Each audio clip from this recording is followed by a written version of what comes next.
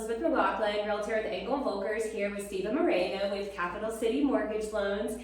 And I give Stephen's weekly videos about the mortgage rates, and I love how they're short and sweet and to the point, but they have left me with some questions with the upcoming potential rate cuts in September. So Stephen, I have a list of questions for you. I'm ready. All right, so my first question is, how is the data supporting an interest rate cut in September? So the big thing that's going on right now is with inflation, well really what the Fed's targets are is they want to bring inflation down to 2%. That's their target range, okay? And also they deal a lot with jobs and how the economy is functioning, you know, with hiring and layoffs and unemployment claims, things like that. So the data that they really focus on is the inflation data, which is called CPI or Consumer Price Index. They also, there's another one called the Producer Price Index, which is not a big deal. But CPI, actually, a report comes out once a month. It came out this morning. And it came out at forecast, which means it's forecast to rise 0.2% month over month, and that's exactly what it did. So that didn't really change rates much today, but like if we look at the last few years, you know, in June of 2022, which was 2 years ago, or 2 years and 2 months, inflation peaked at 9.1%, which is crazy high, right? And so that's what caused rates to go up, was that they're trying to fight inflation and bring it back down. So right now we're trending right around 3% as of June of 24. So a lot closer, you know, that I think it's easy to get from 9% to 3%, but getting from 3 to 2 is kind of where it's hurting. But, you know, they're starting to see things that are leveling off, and they say if things look like we're going to get to 2%, they'll start lowering rates. And that's what the market's pricing in now, is a rate cut in September. Oh, that's awesome. Yeah. That's good. I didn't know those numbers, so it's very refreshing to hear that. So thank you. Yeah, you're welcome. Now, my next question is, what makes this data stronger or more significant than the previous months the feds were dangling this little carrot of a rate cut? Well, so like the inflation data is the same thing that's driving the Fed, but we've seen inflation look like it was about to come down and then come right back up. And so there's been some talk, has really been more market people and market pundits that are calling for rate cuts than it's been the Fed saying we're going to cut rates. So like you'll see, you know, I saw an article that said that, you know, the Fed needs to do an emergency 75 basis point cut because of the stock market tank, you know, bad day on Monday this week, which is ridiculous. So a lot of that is just talk in the market trying to influence the Fed. But the Fed's been pretty steady about, we got to get to 2% and we're not going to let up until we see that happening. Okay, well that's awesome. Yeah. So would you say there's been some misinformation out there as far as the sources of the talk of this rate cut? Yes, okay. for sure. Yeah. Okay. A lot of it's just, you know, market participants trying to do better on their stock portfolios and their bond portfolios. Oh, that's interesting. Okay, so if the rates do drop, do you anticipate more buyers coming out of the woods? Yeah, I mean, I think that's, you know, a big function a big problem we're having now is a lot of folks, when we start looking at numbers, you know, prices are up, rates are up, so monthly payments are obviously up. And a lot of people have rates that are, I mean, I think it's something like 80% of people in the country have rates lower than 5% or maybe lower than 4%. So going from 4% to 6.5% or 7.5% is a big deal. So once rates start getting into the 5s, I think that'll unlock a lot of people that have the rate lock effect, if you will, of not wanting to give up the rate they have now. So taking a 5.5 rate's a lot more palatable than taking 6.5. So yeah.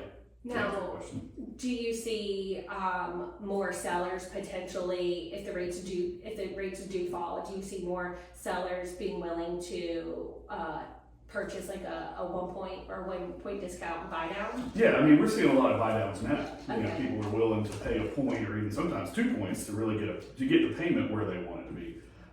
So yeah, I mean, I think as rates come down, people will probably actually be less willing to pay points because there's less chance of them refinancing, and it doesn't make much of a difference in buying the rate down, you know, from 5.5 to 5.25 as it does from like 6.75 to 6.25 or something like that. So, right. Yeah. Awesome. Now, if rates do drop, do you think it will be enough for homeowners to sell, thus increasing our inventory? Yeah, that's kind of what I was talking about with the rate lock effect, you know, is that people are locked in with these low rates and they don't want to sell because they can't afford to move up. So I think as rates fall, more and more sellers are going to be willing to list their homes for sale and start doing. Right now, I feel like we don't have many move-up buyers, if any. You know, there's very few.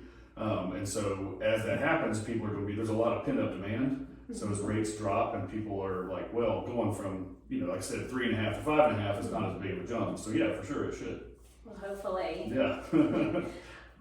Okay, so based on historical data, do you see these lower rates, do you think that they could potentially cause prices to go up? And if so, do you see these prices increasing drastically? Well, I think if we have interest rates drop slowly, then, as a general rule, real estate prices and values are going to rise over time, almost always.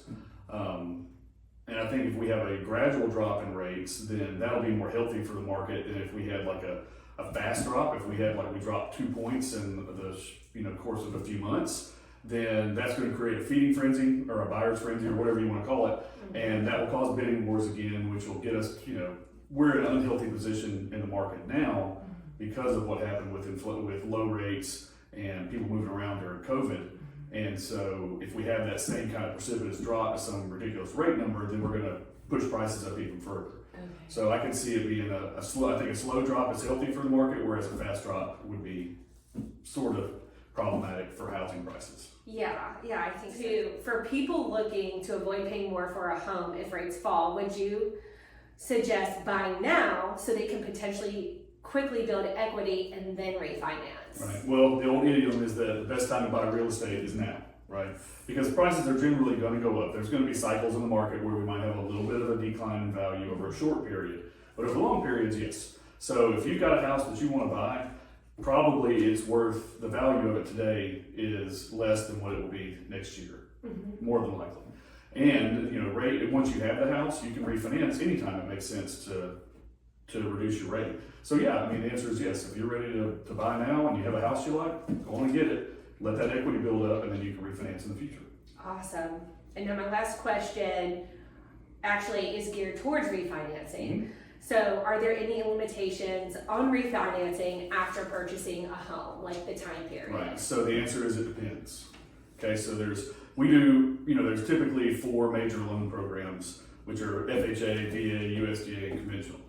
Each one has a set of rules about how long you have to wait to refinance or not. Some loans don't require any type of waiting period to refinance. But for example, like a VA loan, you have to have the loan for 210 days and have made 6 payments before you can refinance. If you are looking to do a cash out refinance, meaning you're going to pull some of the equity out of your home after some renovations or something like that, then you may have to wait a full year to refinance. So it kind of, it's really application and scenario specific. So it's hard to give a blanket answer on that just because, it depends on the scenario. Okay. Awesome. Well, thank you, Stephen. You have definitely answered a lot of questions that have been going through my mind, especially if these rates fall in September. So hopefully this was as useful for you as it was for me. Thank you for having me. Thanks, Stephen. I appreciate it. Bye.